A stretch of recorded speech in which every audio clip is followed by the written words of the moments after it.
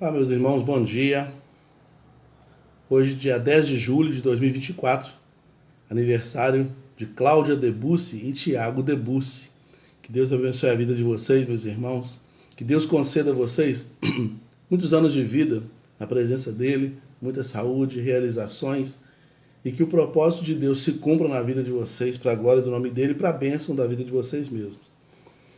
Bom, nós estamos aqui nesse dia 10 para conversar sobre a palavra de Deus, e é isso que faremos agora. Para introduzir, quero te fazer pensar ou lembrar, se isso fez parte da sua vida, do seguinte: há um tempo atrás, não muito tempo atrás, talvez aí uns 20, 30 anos atrás, a gente sempre atribuía trabalho a movimento, esforço físico e suor.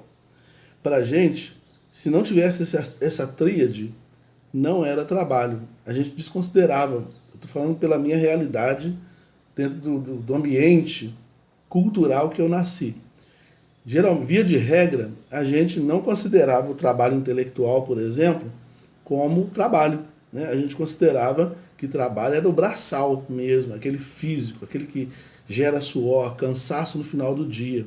Né? Cansaço físico no final do dia.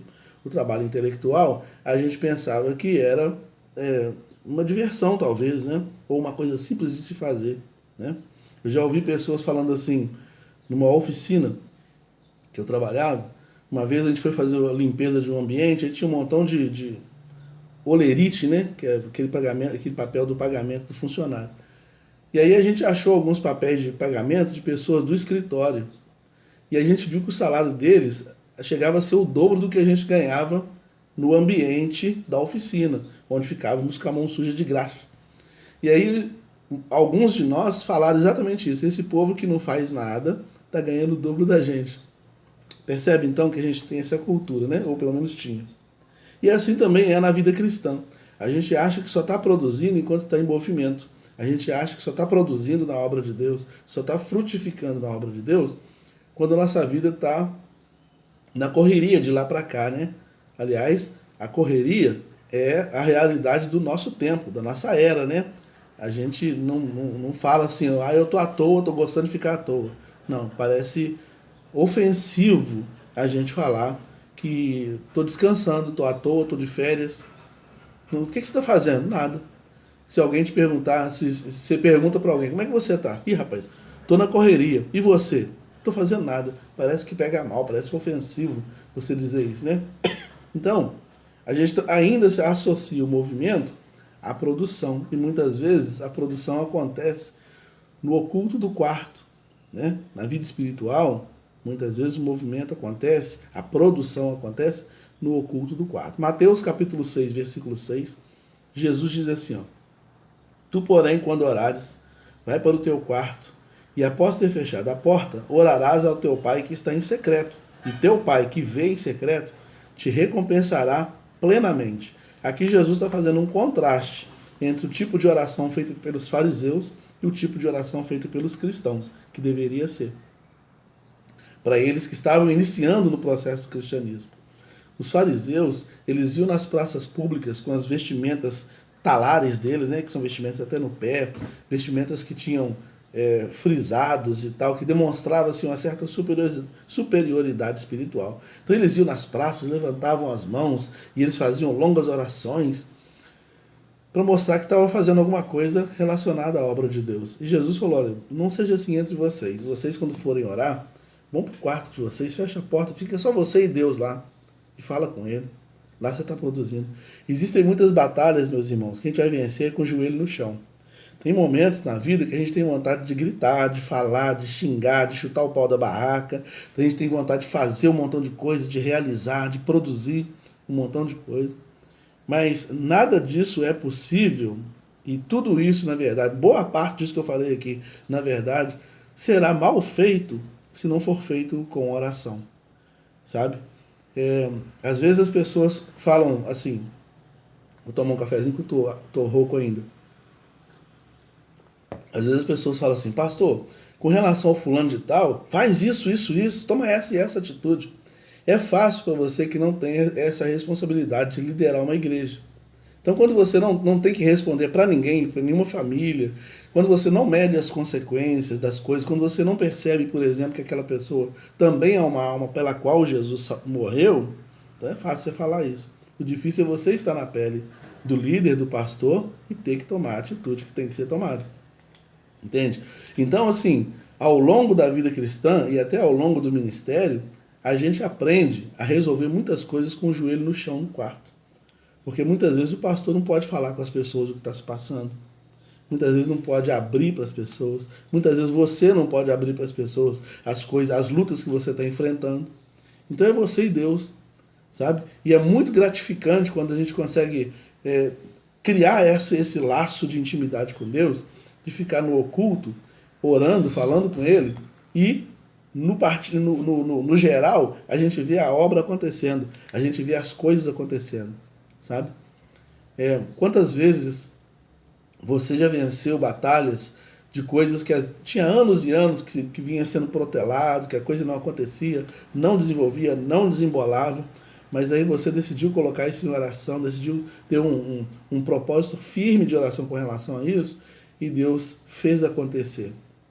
Então continue as suas batalhas, continue o seu quarto de guerra, sabe? Continue nele aí. O inimigo vai fazer de tudo para você não ficar nele.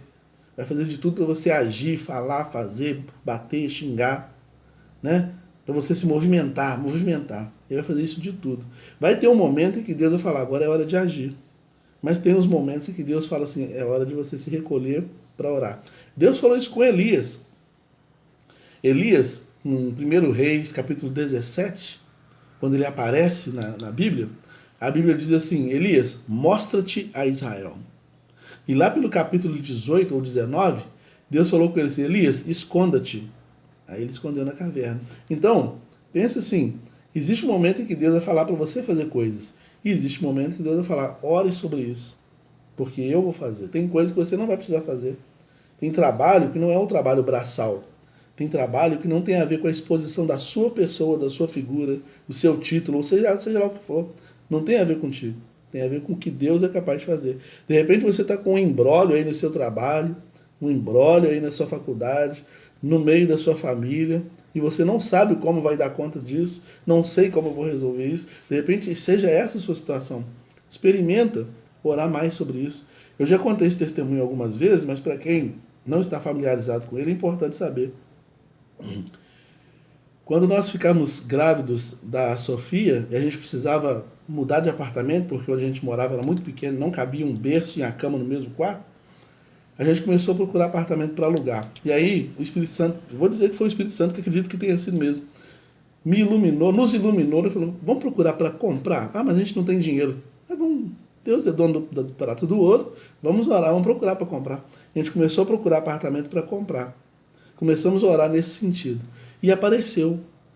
E eu me lembro que toda vez que o corretor falava assim, olha, deu um probleminha aqui no documento, eu atendia clientes no balcão, segura 5 minutinhos que eu tenho que resolver um negócio, ia no banheiro e falava com Deus, Senhor, tá dando um probleminha lá. E voltava para atender o cliente.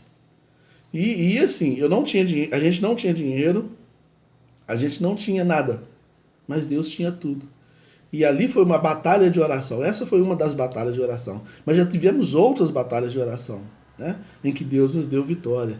Então, é uma luta constante no quarto de guerra, que você não pode abrir mão dela. É a força mais poderosa que tem, que é a oração. Tá? Então, ao invés de falar, ao invés de fazer, ore primeiro.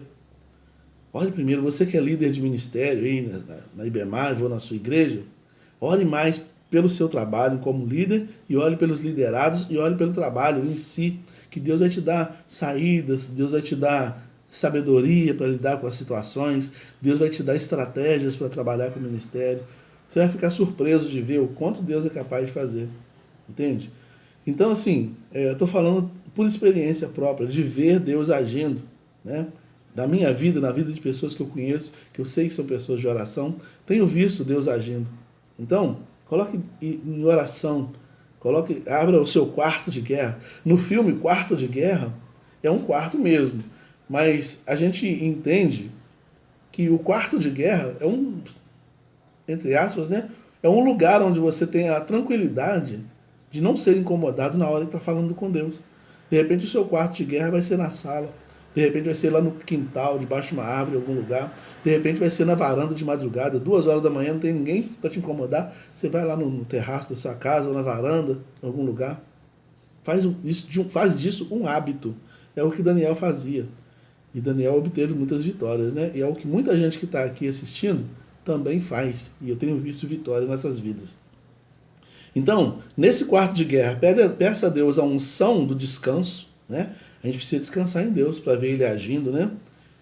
Porque se você colocar as coisas diante de Deus e ficar aflito, não adianta. Coloca diante de Deus, deixa Ele resolver. Toda vez que a aflição vier, toda vez que o inimigo vier colocar no seu coração a angústia, a aflição, a vontade de fazer alguma coisa, fala assim, não, já está na mão de Deus. Essa questão já está na mão de Deus. E peça a Ele essa unção do descanso, né? Ore desarmado, só fale para Ele o que você está passando. Não aponte soluções para Deus. Não, Senhor, faz isso, isso, isso. Não, deixa Deus fazer o que Ele quiser fazer. Senhor, a minha situação é essa. Como que o Senhor vai fazer? Eu não sei, mas a minha situação é essa. Né? Então ore desarmado, né? Peça perdão e admita os seus erros. Porque de repente, naquilo que você quer que resolva, você tem uma parcela de culpa. Então admita os seus erros. Senhor, eu errei nisso, nisso, nisso. Eu preciso do seu socorro para ajudar, para socorrer isso aqui. E deixa a coisa acontecer. Agradeça e celebre o resultado. Essa é a fórmula. Essa é a fórmula bíblica que a gente vê e que já foi experimentada por centenas de milhares de pessoas que a gente conhece, né? Deus, no Mateus 6,6, a Bíblia fala assim, Ele te vê em secreto. Deus vê a sua sinceridade, Deus vê a sua luta, Deus vê a verdade das suas falas, Deus te vê, Ele te vê. E Ele responde pelo aquilo que Ele vê, entende? Isso é dependência. É dependência. Quando eu sou a pessoa da ação, eu quero fazer, quero acontecer, quero falar, então a obra é minha, a igreja é minha, o ministério é meu, a vida é minha. Mas a minha vida pertence a Ele, a igreja pertence a Ele, o ministério pertence a Ele. Então eu falo com Ele, Senhor, a situação é essa e essa e essa. E deixa Ele tocar para frente, tá bom? Deus abençoe sua vida, Carlinha. Deus abençoe, Cristiane. Deus abençoe a vida de cada um dos irmãos que aí estão. E logo mais à noite a gente se encontra na IBEMAVE, se Deus assim permitir.